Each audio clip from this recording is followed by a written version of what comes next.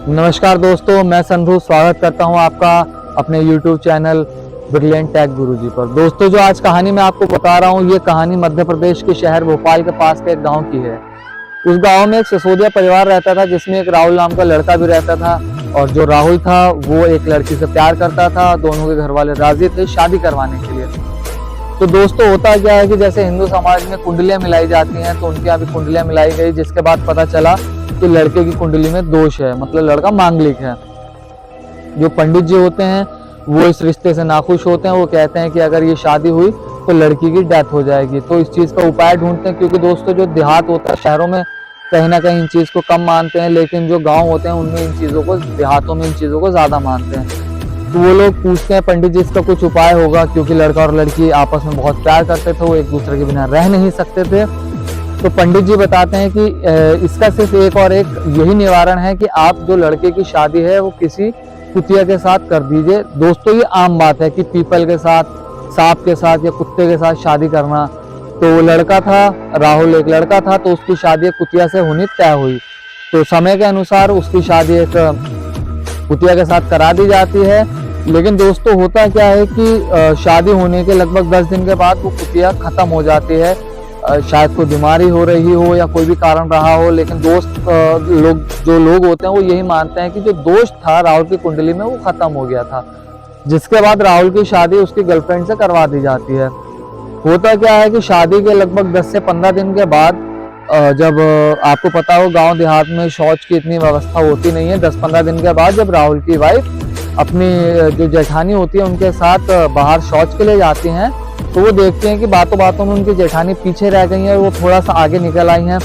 तो जब आगे निकल आती हैं तो वो देखती हैं कि उनके सामने कोई भेड़िया खड़ा हुआ, भेड़िया जैसा मतलब कोई जानवर खड़ा हुआ है। वो डर जाती हैं, वो पीछे की तरफ भागती हैं। तो उनकी जेठानी जो होती है वो पीछे ही खड़ी होती हैं। तो जिसके बाद वो उनको देख के उनकी जान में जान आती है। वो कहती है कि भाभी यहाँ से चलो, यहाँ कुछ है। तो वो जब पीछे देखते हैं तो पीछे कुछ भी नहीं होता है। तो होता क्या, अचानक इसके अगले दिन ही रात को जब सब सन्नाटे में सो रहे होते हैं, तो रात को गांव के कुत्ते अचानक से चिल्लाना रोना शुरू कर देते हैं। ऐसा लगातार 3-4 दिन होता है। फिर उनके घर में सभी बीमार पड़ने लग जाते हैं। गांव के जितने भी कुत्ते थे वो लोगों को काटना शुरू कर देते हैं, वो बुरा जाते हैं, पागल हो जाते हैं। तो उनको लगता है कहीं ना कहीं कुछ अनहोनी का डर होता है। इस वजह से वो पास ही में एक ओझा या बाबा के पास जाते हैं। तो बाबा उनको बताते हैं कि ऐसे ऐसे हुआ था कि आपके साथ, आपने राहुल की शादी किसी जानवर से करवाई थी। उन्होंने बोला जी हाँ, उसकी ऐसे ऐसे मृत्यु हो चुकी है। तो उसके बाद बाबा उनसे पूछते हैं कि आपने जिसके साथ राहुल की शादी हुई थी, जिस जानवर के साथ, वो जानवर कहाँ है। तो वो पूछते हैं कि जी उसकी मृत्यु हो चुकी है। तो उन्होंने बोला कि आपने उसका क्या किया। तो बोले कि सर हमने उसको दफना दिया। बाबा जी को बोलते हैं कि हमने दफना दिया। तो उन्होंने बोला कि नहीं, इसकी शादी राहुल से हुई थी, तो जिसके हिसाब से इसका उस जो जानवर था उसका अंतिम संस्कार नहीं हुआ है हिंदू रीति रिवाजों के हिसाब से। उसके बाद क्या होता है दोस्तों कि उसकी डेड बॉडी को निकाला जाता है। फिर उसका हिंदू रीति रिवाज के हिसाब से दाह संस्कार होता है।